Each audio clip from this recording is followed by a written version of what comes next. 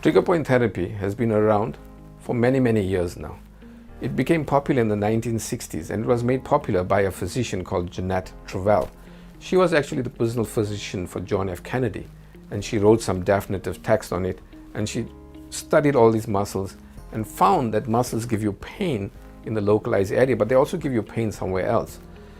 But somehow this knowledge got lost, and nowadays it's not really practiced widely. Not many physicians, not many health professionals even know that this therapy exists and the potential of it. And I came across it because I was doing acupuncture for pain-related therapy, and then somehow I stumbled upon this therapy, and then I somehow jumped into it and learned more about it. I did some extra courses of it, and I was taught by people that had taught by Jeanette Travell. They're out in Washington, D.C.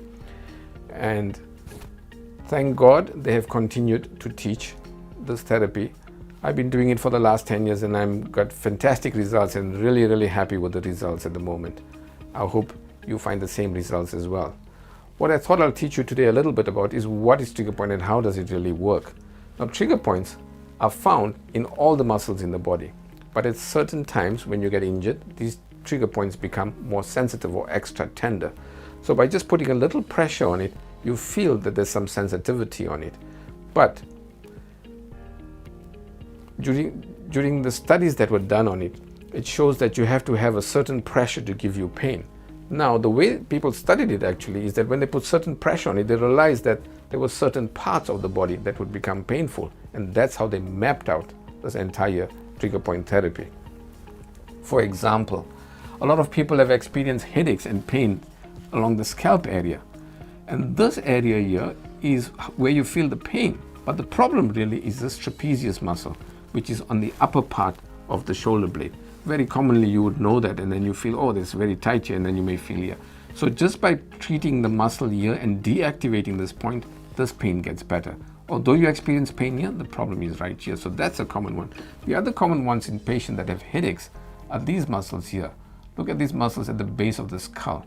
They call the suboccipitalis.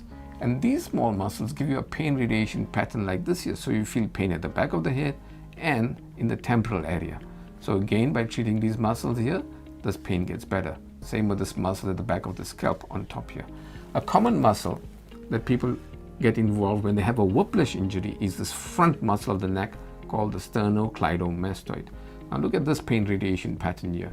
That's along all these lines here, along the cheek, along the side of the scalp, along behind the eye. But this is a little special muscle. Sometimes you get pain on the other side as well, but this is one of the very, very few muscles that give you pain on the other side as well. But all you have to do to treat it is put a needle into these trigger points and put a little bit of local anesthetic. When I treat it, I just put one point in it and it seems to work. I don't even have to do multiple points. It's amazing just by putting one needle in it how it may deactivate this muscle and this entire pain part gets relaxed. Now I'm going to move on to the shoulder muscles as well. A lot of people come in with shoulder muscle problem and complain of pain in the upper arm. But look at this muscle, it's called the supraspinatus muscle. It lies behind the clavicle, and it's a very, very small muscle here, you can see here.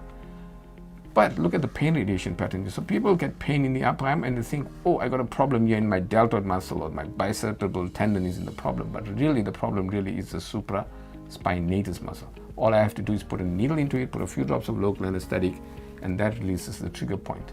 Similar to this, when you get pain in these upper back muscles, that muscle is called the levator scapula, and that's a muscle that attaches onto the scapula, runs at the back here. Again, look at the pain radiation pattern here. This is very, very common among everybody. This pain that's in this inner part of the scapula. Just by treating these muscles, these become deactivated. Just while we're talking of the shoulders, so now I'm going to move on to the shoulders. So these muscles here, look at this pain radiation pain pattern. This is blue as well. It's called the infraspinatus. The infraspinatus lies on that scapular blade right there, but its pain radiation pattern is all the way down the arm. A lot of people commonly confuse this with nerve pain, but this is just a muscle. Just by deactivating this muscle, this entire pain gets better as well. So commonly, once you know these pain radiation patterns, then it's easy to treat it. So when I ask you questions, ask you where's your pain, then it gives me an idea what type of pain radiation pattern you have. Let's go to the low back. Now, commonly people have pain going down the leg, and most people commonly assume that this is sciatica, and that seems to be the common one, and most people would say that there's a pinched nerve. But muscles can also give you pain going down the arm, going down the leg as well, and they mimic sciatica. So look at this common muscle you call the piriformis. It's a small muscle attaching onto the sacrum, onto the hip. That's called the piriformis. Look at its pain radiation pattern all the way down. It goes even up to the heel, back of the leg, and back of the hamstrings as well.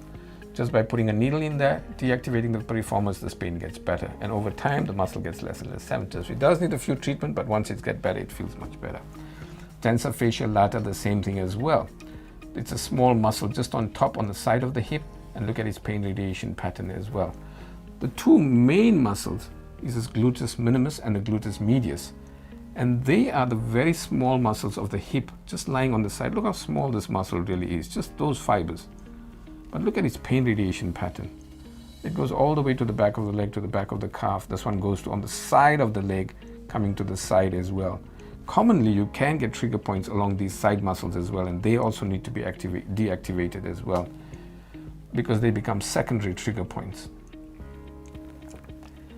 So this entire chart is what Travell came with, and there's many other muscles as well, which you can talk about as well. But this forms the basis of trigger point therapy.